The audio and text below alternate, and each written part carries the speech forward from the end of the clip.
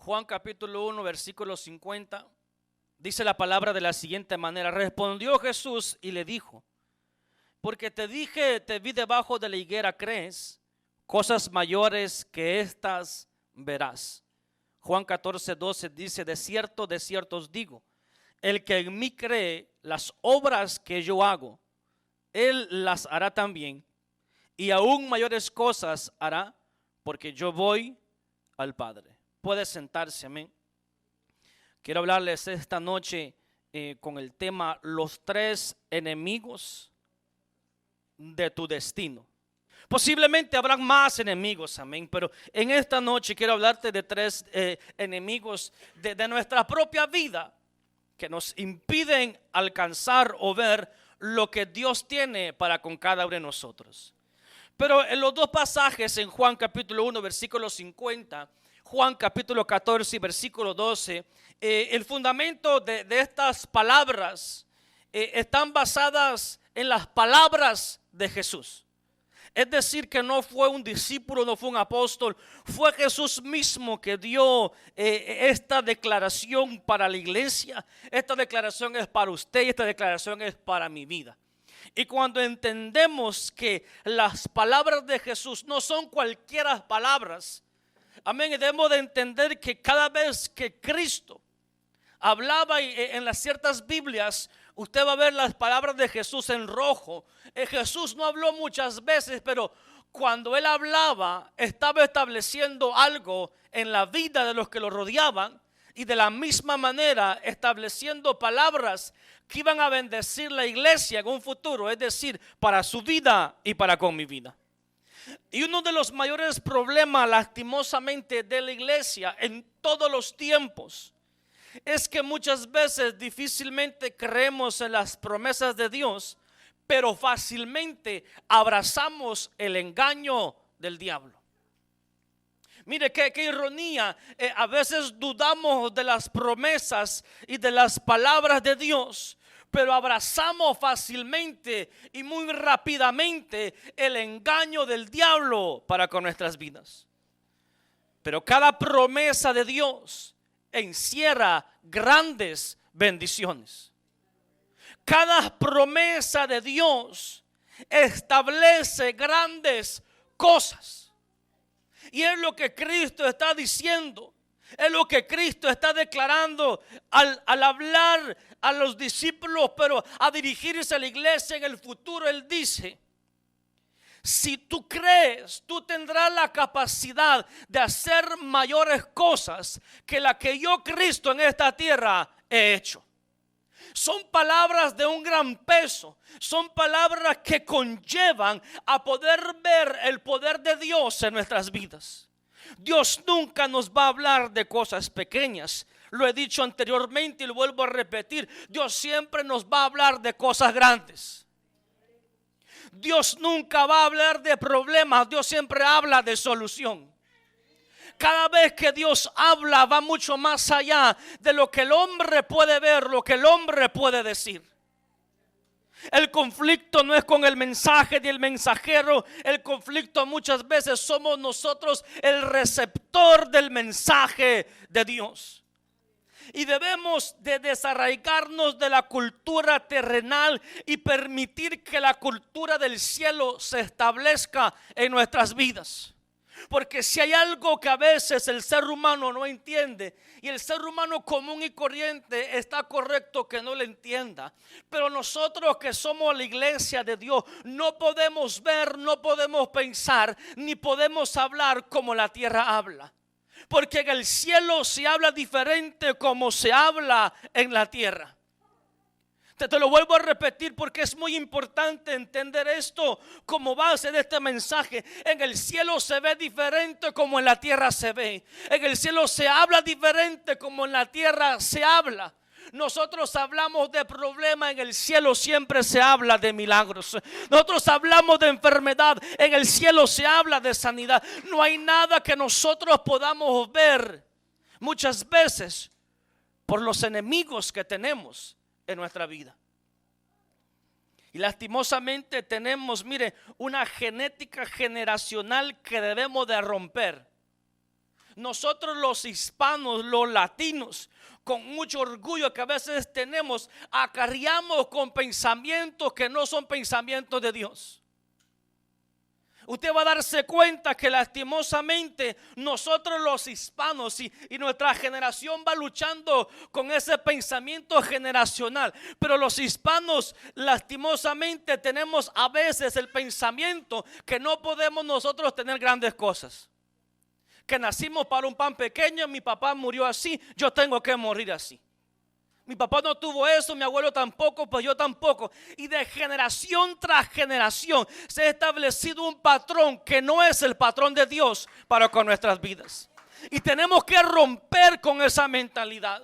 Que si mi papá o mi abuelo no pudo, yo puedo ver que la palabra me dice: todo lo puedo en Cristo que me fortalece. Tenemos que romper con eso para que nuestra vida y nuestras generaciones futuras puedan disfrutar de todo lo que Dios tiene para con nosotros. Tenemos que romper con ese pensamiento, esa cultura, hermano, que amamos ser latinos, pero el pensamiento, la cultura, la visión a veces no está bien clara, hermanos. Y debemos, cuando llegamos a Cristo, romper con toda cultura terrenal y abrazar la cultura de Dios. Porque Cristo dice: mayores cosas son las que yo tengo para con ustedes. Mayores cosas son las que ustedes mismos harán. Ahora, cuando hablamos de la palabra de Dios, de sus promesas, nosotros oímos la palabra de Dios, pero tenemos que creer en la palabra de Dios. Si yo creo en la palabra de Dios, tengo la facultad y la capacidad de vivir la palabra de Dios. Cristo dijo: si tú crees, verás la gloria de Dios. Cristo dijo: al que cree, todo le es posible. Nuestro trabajo como hijos de Dios es creer lo que la palabra dice. Y si yo creo lo que la palabra dice, tengo la capacidad de vivir las promesas de Dios para con mi vida. Ahora, no existe mayor poder que el poder en las palabras de Dios. Y esto es muy importante porque cada vez que Dios habla, cada vez que abrimos la Biblia, su palabra es la misma palabra y la misma voz de Dios para con nosotros en la actualidad. Por lo tanto, no existe mayor poder que en las palabras de Dios. Con su poder, o con su palabra, mejor dicho, Dios creó de la nada. Con su palabra resucitó al que estaba muerto, y con su palabra destruyó a las tinieblas para permitirnos a nosotros vivir en victoria. Mira, eso merece un aplauso a Dios.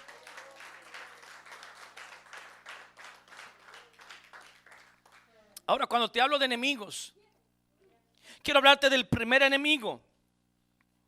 Jesús le dijo: si puedes creer, al que cree, todo le es posible.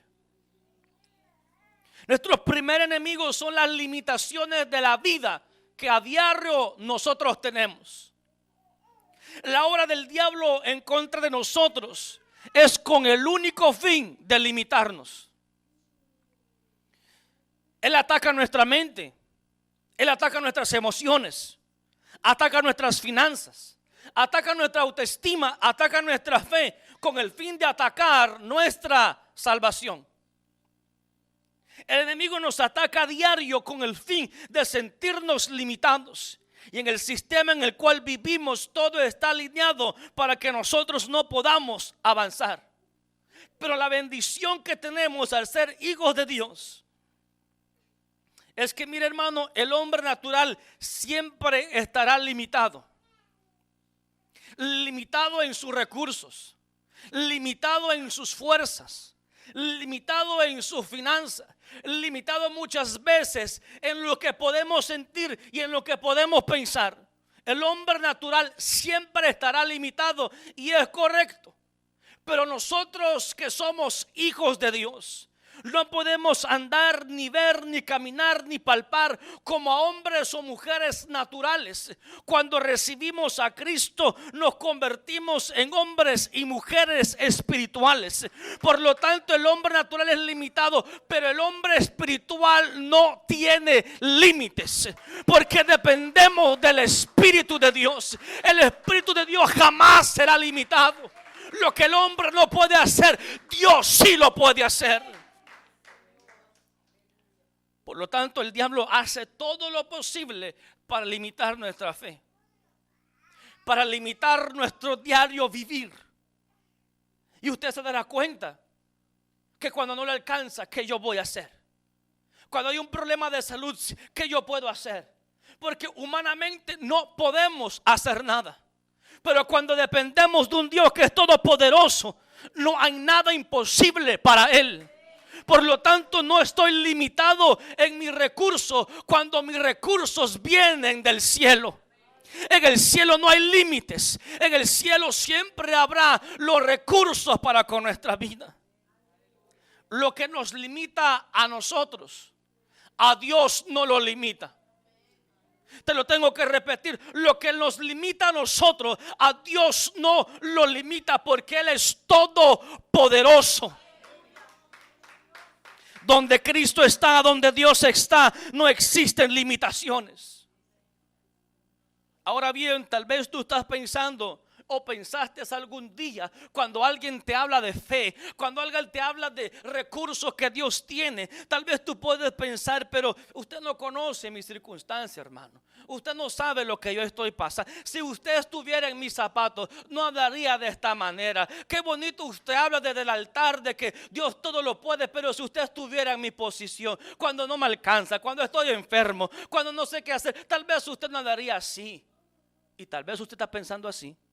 O tal vez un día usted pensó así de alguien que le habló de fe. Y le dicen, si usted conociera mi situación, no hablaría de esta manera. Y tal vez es cierto, no hablaría de esa manera. Pero si usted o yo conociéramos al Dios que tenemos, supiéramos que Dios todo lo puede hacer. Cuando conocemos a Dios, nuestro lenguaje es diferente. No hablamos como el que no tiene esperanza, hablamos como los que tenemos esperanza en Cristo Jesús. Cuando conocemos a Dios, conocemos que Él puede proveer cuando no tenemos nada. Conocemos a aquel que sana, conocemos a aquel que nos da la respuesta en momentos de duda. El problema es que cuando hablamos de esta manera, estamos alzando nuestra voz y diciendo, no conozco a Dios. Porque el que conoce a Dios en momentos de conflicto nunca se va a quejar, sino que va a depender de Dios y va a buscar de Dios. Cuando conocemos a Dios, nuestros límites humanos, nuestras limitaciones humanas nunca nos van a dar miedo, porque sabemos que al que tenemos de nuestro lado es mucho más poderoso que todo límite en nuestra vida. Es más poderoso que la enfermedad, es más poderoso que la deuda, es más poderoso que todos los problemas que usted pueda tener.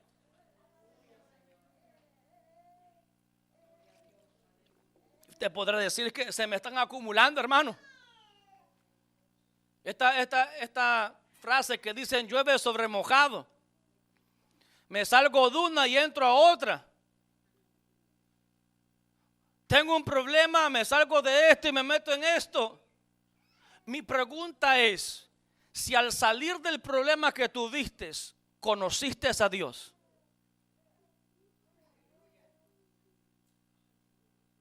Esta es la pregunta que me debo de hacer. Porque si no he conocido a Dios, de otra manera vendrá otro problema hasta que lo conozca. Ay, el hermano está en deuda, a saber qué estará pasando. Es que yo he conocido a Dios en mi vida en esa área. Es lo importante. Por el hermano yo puedo orar, hermano. Por usted yo puedo orar por sus finanzas con todo el amor de Dios. Pero si usted no conoce al Dios que provee, usted volverá a pasar ese mismo problema.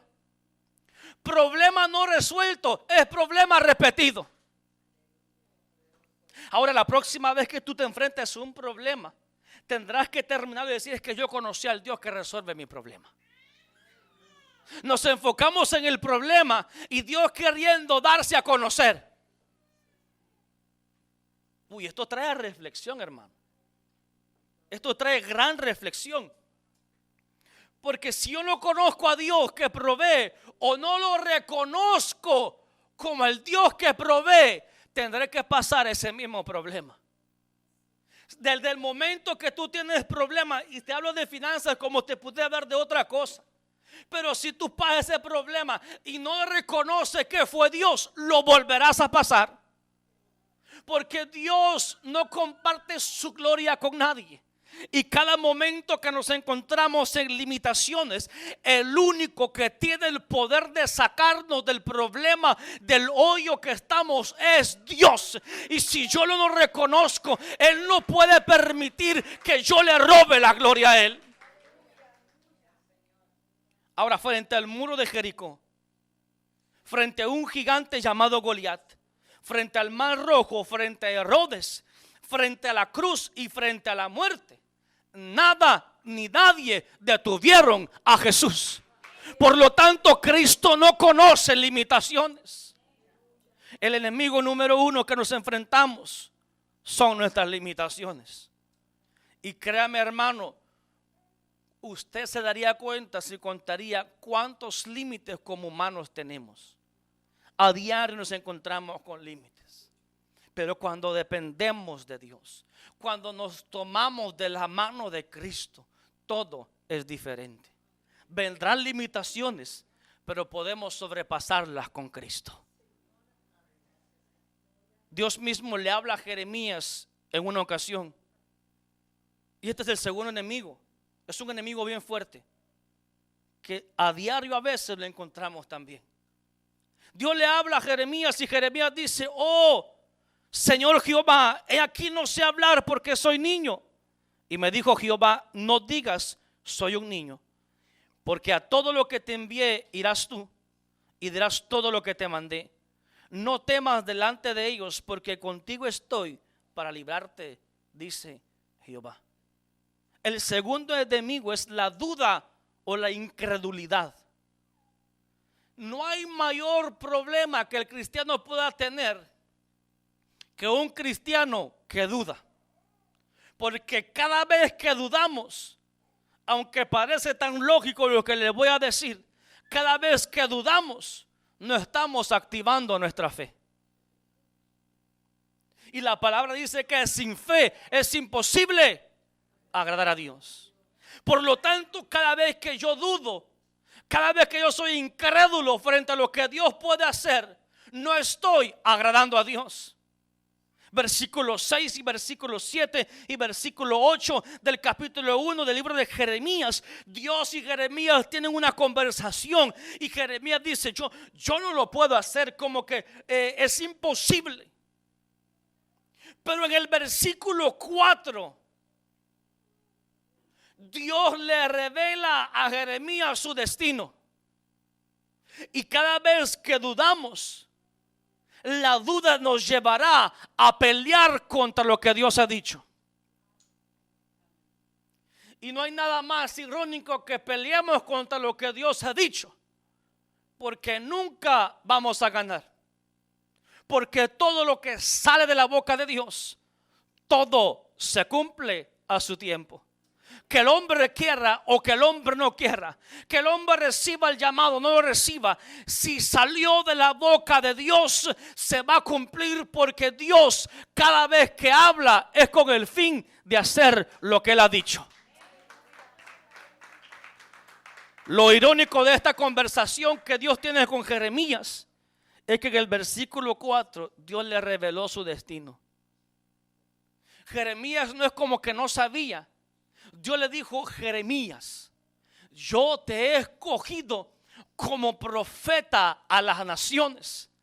Desde el vientre de tu madre, antes que formase todo lo que existe, te llamé por profeta. Dios le está diciendo el oficio que Él tiene y el propósito en esta tierra. Mas sin embargo, Él duda de lo que Dios está diciendo. Qué terrible es de que Dios le habla a Jeremías, le dice lo que Dios tiene Él para con Jeremías, y Jeremías todavía está incrédulo y todavía duda. La duda atrasa el propósito de Dios. La duda atrasa el destino que Dios tiene para con nuestra vida. Y es por eso que a veces, en lugar de avanzar, sentimos que estamos retrocediendo. Y nos sentimos desesperados y muchas veces, a veces nos desanimamos. La pregunta ¿es que tú estás creyendo y teniendo fe o es que estamos dudando de Dios? Cuando dudamos de Dios no estamos avanzando ni nos estamos estancando, estamos retrocediendo. Pero mire, esto es maravilloso porque Dios le dice: yo te he llamado por profeta a las naciones. Pero Jeremías lo está entendiendo en su presente para un futuro que él no sabe cómo lo va a hacer porque él es niño. Y Dios le vuelve a repetir: entiende, yo voy a estar contigo, yo te voy a librar, yo te voy a proteger. Donde yo te envíe tú vas a ir. Porque Jeremías está dependiendo de esa palabra que él está recibiendo hoy. Pero esa palabra ya se cumplió en el pasado. Porque cada vez que Dios habla es porque eso ya está hecho. Pero Jeremías no lo entiende de esta manera. Jeremías todavía duda de que él es pequeño, que él no sabe cómo hacer. Y mire, Dios le dice: yo voy a hacer contigo lo que te he dicho. Y mire esto, la duda es tan fuerte en nuestras vidas y en el ser humano que nos impide entender las promesas de Dios. Dios le dice: desde que estabas en tu vientre, en el vientre de tu madre, más bien dicho, yo te escogí. Número uno, le está regresando a su concepción. Pero le dice: antes que existiese todo lo que existe, yo te llamé por profeta a las naciones. Número dos, antes que tu madre existiera, antes que todo existiera, ya te había establecido como profeta a las naciones. Le habla de su concepción y le habla de antes de la creación del mundo. Y todavía Jeremías duda. La duda nos impide discernir y interpretar el poder de Dios y el propósito de Dios para con nuestra vida. Por lo tanto, la declaración de los discípulos fue una declaración muy poderosa cuando le dijeron: Jesús, aumentanos la fe. Si hay algo que debemos de pedirle a Dios a diario, es que nos aumente la fe. Que no nos falte la fe, porque si nos falta la fe, le damos cabida a la duda. Y cuando le damos cabida a la duda, no nos estamos estancando, estamos retrocediendo y desagradando a Dios. Nuestro enemigo número uno, nuestras limitaciones. Nuestro enemigo número dos, la duda o incredulidad. Y hoy usted tiene que salir de este lugar, hermanos, con la perspectiva de decirle: Señor, saca de mí la duda y auméntame la fe. Porque el que conoce su destino no se dejará llevar por ninguna distracción. El que conoce su destino no se deja llevar por ninguna distracción. Y no hay nadie más fuerte que alguien que conoce el destino de Dios para con su vida. Cuando usted sabe para qué Dios lo ha plantado en esta tierra, usted vive por lo que Dios ha dicho. Usted sueña por lo que Dios ha dicho. Usted habla por lo que Dios ha dicho. Porque si Dios me revela mi destino, yo sé lo que debo hacer. Yo sé a dónde voy. Yo sé cómo tengo que hablar. Yo sé cómo tengo que pensar. Y no puedo permitir que nada ni nadie me distraiga de mi camino, porque tengo una meta que alcanzar. Por lo tanto, debemos decirle: Señor, revélanos nuestro propósito para no desperdiciar mi vida en esta tierra. La duda atrasa nuestro destino. Y no conozco a nadie que quiere vivir atrasado, hermano. No conozco a nadie que quiere vivir frustrado. Y lastimosamente a veces nosotros vivimos frustrados. A veces vivimos nosotros desanimados. Debemos de analizarnos y ver: es que estoy caminando como Dios quiere que camine. Es que estoy haciendo lo que Dios estableció para mi vida. Porque el que vive del destino de Dios, el que vive del propósito de Dios, nunca vive frustrado, siempre vive bendecido. Porque el que hace la voluntad de Dios vive siempre bendecido, vive siempre feliz, vive siempre con ánimo pronto. El que camina bajo la voluntad de Dios es bendecido de gran manera. Por lo tanto, tú debes levantar tu mano al cielo y decirle: Señor, yo quiero vivir el propósito de Dios para con mi vida. Porque si yo vivo de mis límites y si yo vivo de mis dudas, el tercer enemigo llegará a mi vida y es la falta de visión. No hay nada más irónico, hermano. Mire esto, no hay nada más irónico. Alguien que no puede ver, pero que tampoco hace todo por ver mejor. Yo pasé muchísimos años porque no quería tener estos benditos lentes, hermano. Mire, le quiero contar esto porque usted no me conocía cuando tenía 5 o 6 años. Empezamos a usar lentes con Joel. Jugamos todos los días Nintendo. Y bien cerca, hermano. Esa pantalla era grande, la pantalla. Eso dañó nuestra visión. Mire esto. Dios nos hace con la visión 2020. Pero lo que nubla nuestra visión somos nosotros. Y nos tocó usar lentes. Creo que de los 5 a los 8 años por ahí. Y mire, delante de Dios estoy. Si usted no lo cree, ahí usted. Pero delante de Dios estoy. Que el que usa lentes para toda la vida. Usted lo sabe.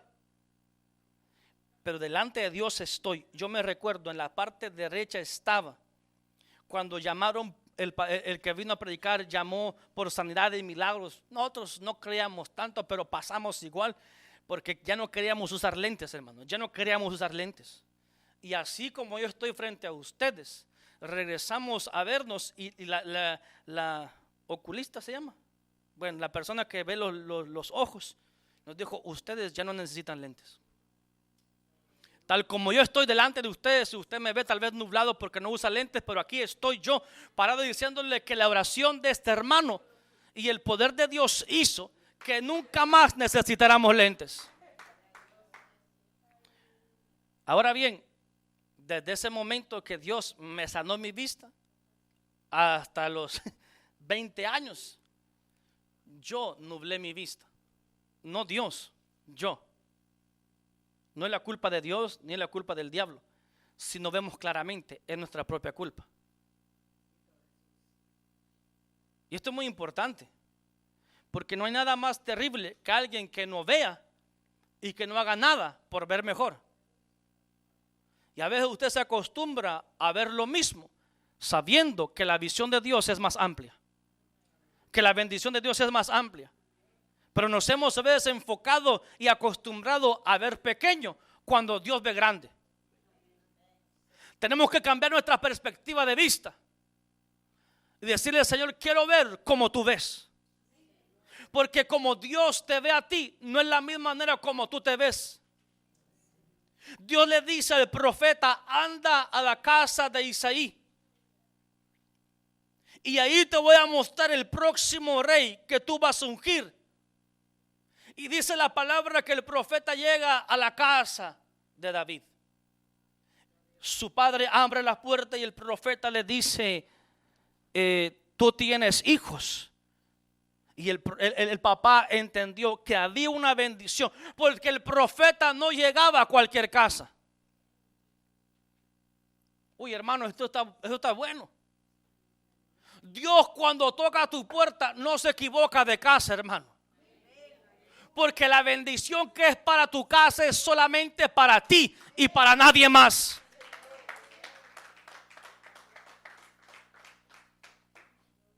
Y él le presenta a su primer hijo, un hombre grande, fuerte, grande y fuerte.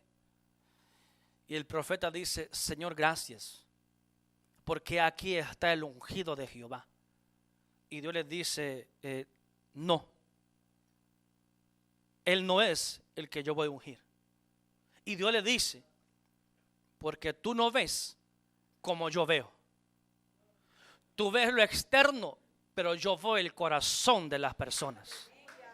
Como Dios te ve es muy diferente muchas veces como tú te ves. Y a veces nos vemos con nuestros límites y Dios nos ve como un hombre fuerte y una mujer guerrera. Gedeón se ve como un pequeño, como un cobarde, pero cuando Dios se le revela dice esforzado y valiente. Como Dios te ve no es la misma manera como tú te ves. Por lo tanto debemos decirle: Señor, cámbiame la visión para que me vea como tú me ves. Porque cuando Gedeón entendió cómo Dios lo miraba, la perspectiva de vida le cambió y su pensamiento también. Y Habacuc dice: aunque la visión tardara por un tiempo, mas se apresura hacia el fin y no mentirá. Aunque tardare, espéralo, porque sin duda vendrá, no tardará. Y hoy tenemos que decidirnos, hermanos, y decirle: Señor, desde hoy en adelante todo tiempo de ceguera se acaba. Yo quiero ver claramente. Yo quiero tener una visión clara para saber a dónde ir. Yo quiero tener una visión clara de lo que tú tienes para con mi vida, para tomar las buenas decisiones y no equivocarme. El que tiene la visión correcta no cae. El que tiene la visión correcta evita tropiezos. El que tiene la visión correcta sabe lo que es bueno, sabe lo que es malo. El que tiene la visión correcta sabe hacia dónde tiene que ir. Por lo tanto, hermano, nuestra oración debe de ser: Señor, dame la capacidad de ver, pero dame la capacidad de ver como tú ves. Y en momentos de dificultad necesitamos ver como Dios quiere que veamos. En momentos de dificultad tenemos que tener la facultad de ver la mano de Dios. Y hay un hombre que miraba a Dios obrando en su alrededor. Hay un hombre que sabía lo que él tenía para con su vida, y su vida se encaminaba a diario a orar por los enfermos, a predicar la palabra. Dice la Biblia que este hombre hacía maravillas porque él sabía por lo que Dios lo había escogido. Pero en un momento dado el diablo no sabía cómo acabar con su vida y le puso un límite. Y toman a Esteban, le levantan un falso testimonio, de tal manera que le dicen: te tenemos que apedrear y te tenemos que matar. Y Esteban les hablaba, y dice la palabra en Hechos capítulo 7, versículos 54 al 56, dice: y oyendo estas cosas, se enfurecían en sus corazones y crujían los dientes contra él. Pero Esteban, lleno del Espíritu Santo, puestos los ojos en el cielo, vio la gloria de Dios y a Jesús que estaba a la diestra de Dios. Y he aquí, veo los cielos abiertos y al Hijo del Hombre que estaba a la diestra de Dios. En el momento más duro de nuestra vida tendremos la facultad de ver los cielos abiertos como Esteban lo pudo ver. No estamos solos, Dios está de nuestro lado. Nuestro primer enemigo, nuestras limitaciones. Nuestro segundo enemigo, la duda. Y el tercer enemigo es la falta de visión. Ahora, cuando hablamos de enemigos, tenemos la bendición, hermanos, que nosotros no peleamos solos contra nuestros enemigos.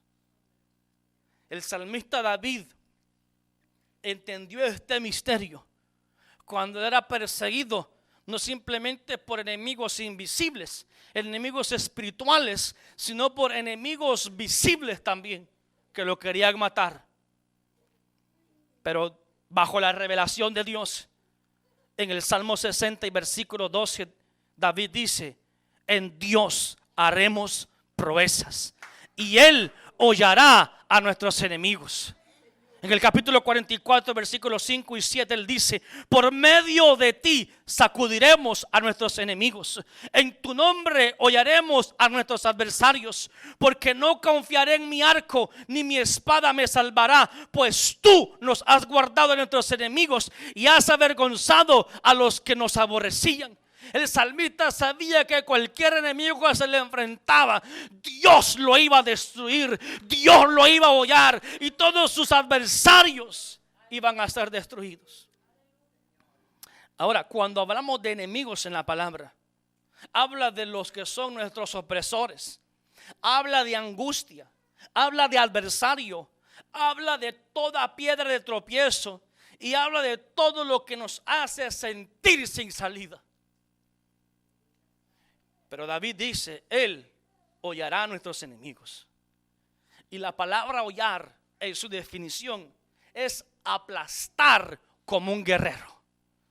Por lo tanto, Moisés le dice, Jehová peleará por vosotros y vosotros estaréis tranquilos, porque él dice, Jehová es varón de guerra, Jehová es su nombre. No peleamos solo, Dios pelea por nosotros.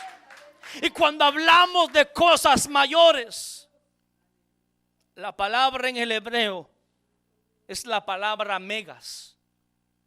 Y eso es lo que Dios tiene preparado para ti y para mí. Ahora tú me preguntas, ¿qué significa megas? Porque no te puedo dejar salir así con estas palabras sin saber lo que es.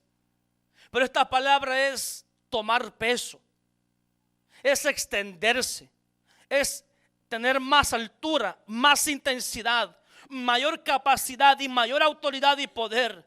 Habla de excelencia, habla de recibir grandes bendiciones de parte de Dios. Es ser grande, fuerte y violento. Y eso es lo que Dios tiene preparado para su iglesia. Por lo tanto, yo puedo soñar en grande, puedo hablar en grande, puedo pensar en grande y puedo vivir en grande, porque tú y yo tenemos a un Dios que es grande y poderoso y fuerte. No hay límites para Él.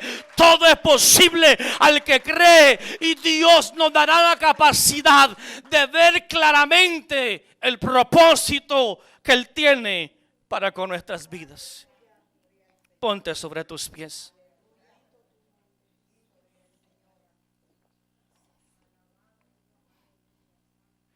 Respondió Jesús y le dijo, porque te vi debajo de la higuera, crees, cosas mayores que estas verás.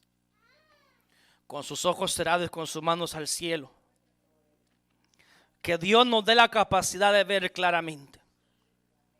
Que toda ceguera espiritual sobre nuestras vidas sea quitado y que podamos ver como el cielo ve.